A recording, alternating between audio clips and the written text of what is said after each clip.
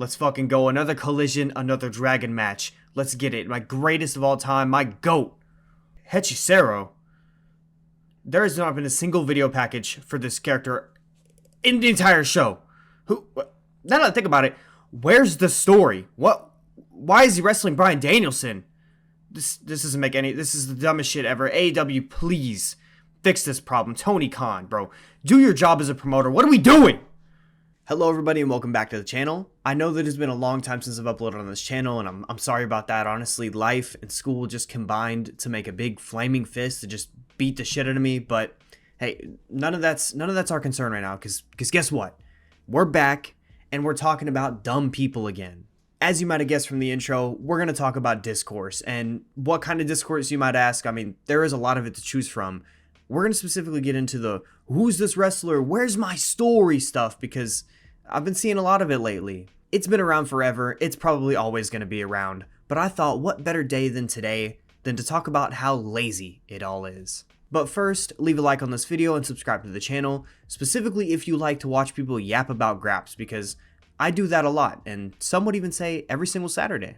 I think I want to start with the way people react to not knowing wrestlers that appear on AEW programming. I don't understand why it's so common for people to complain about not knowing a wrestler as soon as they pop up, and it's really common like I mentioned in the intro, but it really is the worst. When they turn on any movie ever, or even any TV show, do they immediately start questioning what characters they're seeing on the screen, like who they are? Because that's the only way that this makes sense. Me personally, when I see someone that I don't know, I find that really fun and exciting because I get to expand my knowledge on wrestlers and just wrestling outside of what I usually follow. You get to search them up and watch that classic hoop tape of just their most iconic moments, and that rules. Take the luchador at the top of this video, Hechicero, for example. When I saw the graphic for his match versus Danielson got posted on X, I didn't immediately start complaining about why the match was happening and who this guy was and why I should even care. Instead, I just looked at what other people were saying. I looked at guys like Joseph Monticello and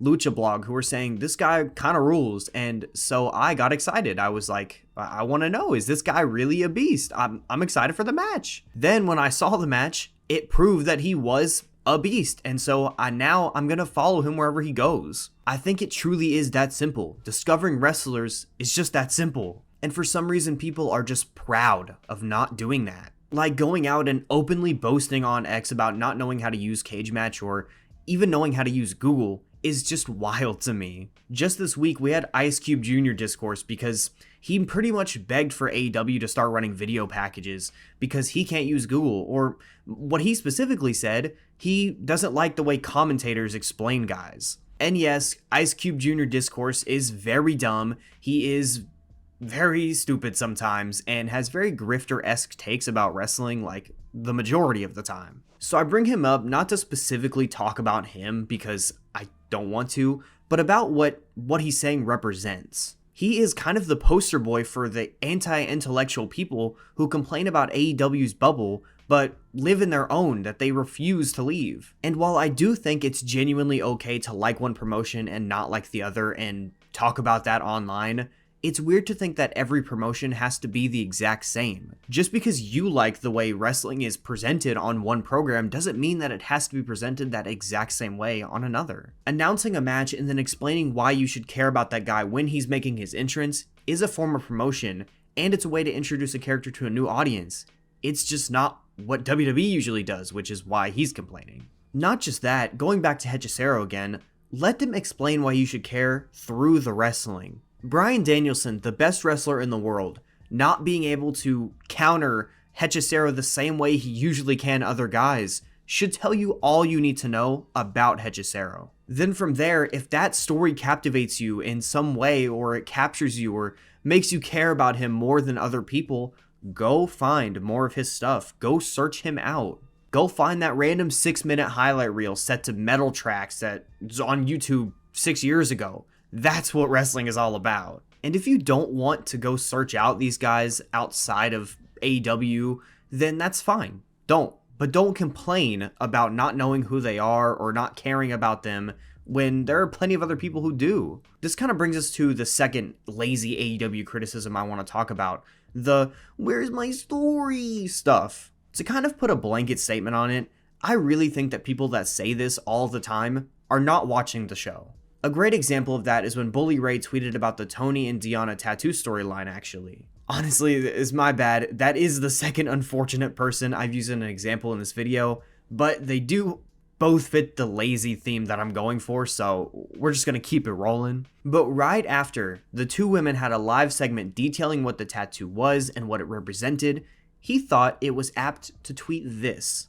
This tweet right here is why I think the people that say this shit don't actually watch the show. They had just explained literally everything he's talking about in this tweet on the show.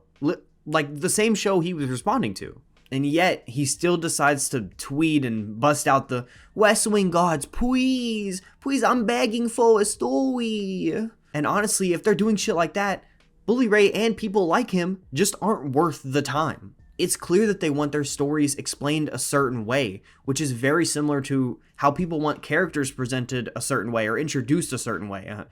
Video packages, you know what I mean? Everybody can see that that's what it is, but they still try to argue that it's not. And it's just, it's really frustrating to see. Not that I care about what Bully Ray has to say, but it's just him representing an entire group of fans and how I don't think that AEW or anyone should really care about them. Those kind of people can shout about the cinema to whoever wants to listen, but I don't think anyone that truly likes AEW should have their ears open to it. Wrestling isn't a one-size-fits-all, and we've known that for many, many years, but some people have been conditioned to believe otherwise. Both of these things really do tie into my main overall point, which is that AEW doesn't need to cater to this casual fan. And when I say casual fan, I don't mean the kind of person who just flips through the channels and might come across wrestling and keep watching. I really don't think that exists anymore. Instead, I mean the WWE fans who only watch WWE and nothing else, that try to claim that they're the casual fan.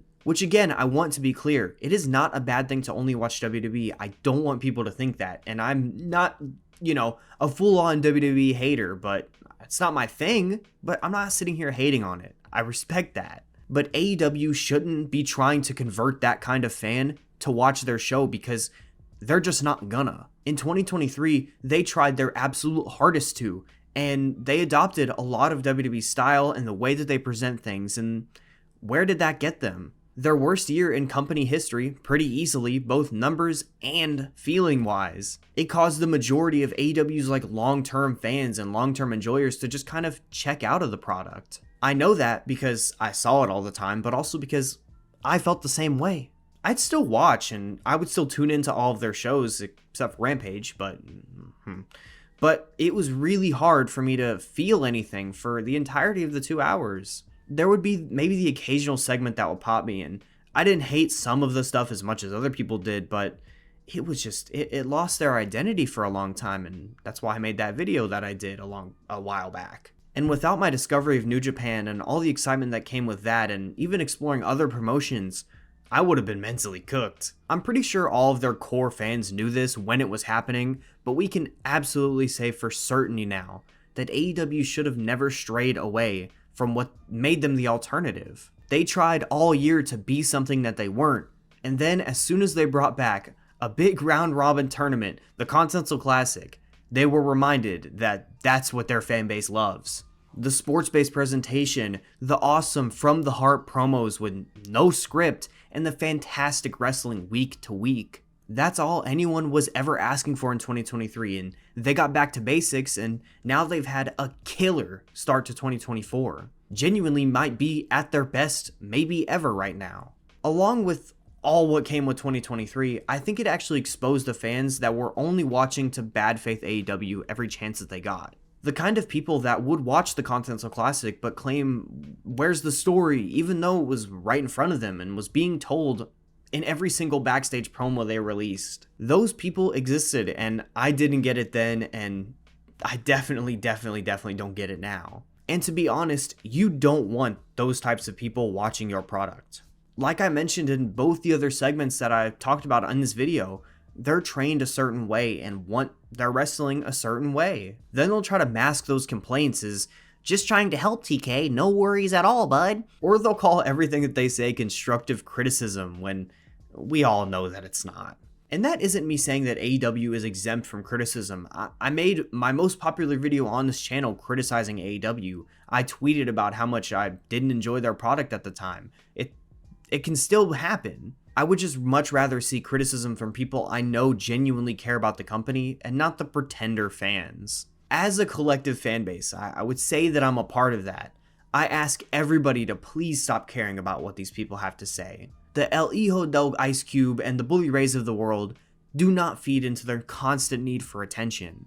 They can tweet to their blue checkmark buddies all they want, but everybody on the timeline acknowledging it and giving their takes just perpetuates the stupid. And that's to TK too. He's gotta stop responding to Ice Cube Jr. I don't know what the fuck he's doing. It doesn't make any sense to me. Seeing the guy who's running this company try to buddy up with a bad faither is just weird and very off-putting, so that's another thing. TK, please stop doing that. Right now, in my opinion, AEW is as great as it's ever been, so I want to stick to enjoying and criticizing it with people who act in good faith. And in these videos where I come at and say what I think, talking and discussing wrestling is fun, and it can be a good time. Wrestling is very fun. Just don't let these people suck the fun out of it for you and for everyone else. But that's all I gotta say.